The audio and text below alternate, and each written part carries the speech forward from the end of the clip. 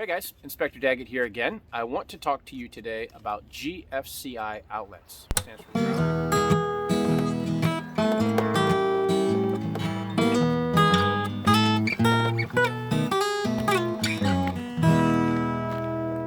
Stands for ground fault circuit interrupter.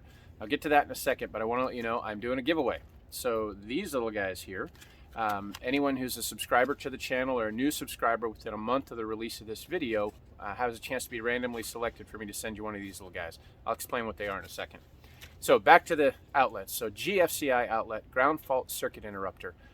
So that is a safety feature on outlets that are required for any outlet that's within 6 feet of an open water source. And that can be exterior, garage, unfinished basement, any sink or bathroom fixture that's within 6 foot of an outlet. That outlet should be GFCI, and a few more areas.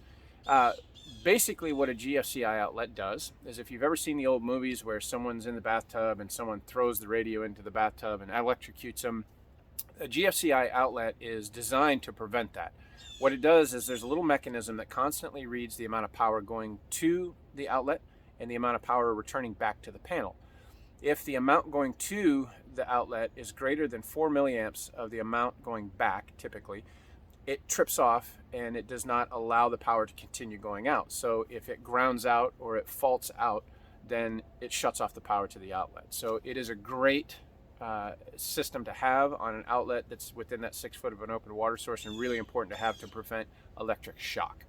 So we mentioned some of the places that it should be, but I also want to talk about one of the places that it should not be, even though it's within 6 foot of an open water source. And there's a little conflict on the different codes for this. So the electrical code will call for a GFCI outlet to be on a ejector pump or a sump pump. My recommendation is that you do not have a GFCI outlet at a ejector pump or a sump pump, because if you do and it trips off, you now no longer have power to that pump and you could get flooding of either gray water or groundwater. So the better way to do it is have a single standard outlet for any pump that's elevating water from a basement, and that way you're protected from that. So what I did show you, this little teaser of what I'm going to be giving away. These are electrical testers. Now these GFCI outlets, on them they have a little test button, which is a push to test and then a push to reset.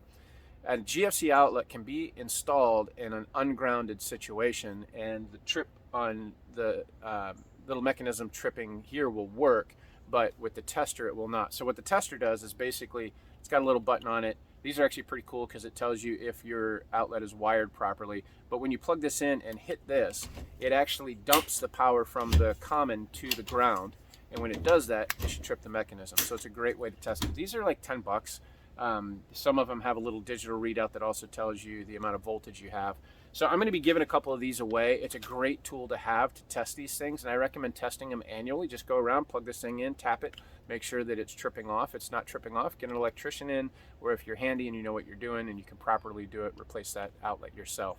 A GFCI outlet costs anywhere from $15 to $30, depending on which one you get. They're 15 and 20 amp rated.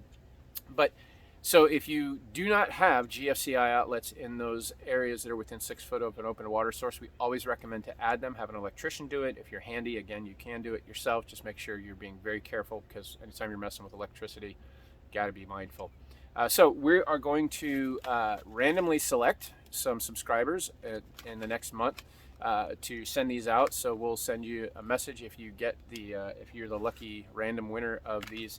Again, it's a small thing, but it's cool to have them around the house. So hope this is a helpful video for you on the GFCI outlets. Please like and subscribe if you have any comments about anything. I know some electricians may have some more information about GFCI outlets. Feel free to throw that down. Any information is helpful. So hope this has been helpful for you guys. We'll see you on the next one.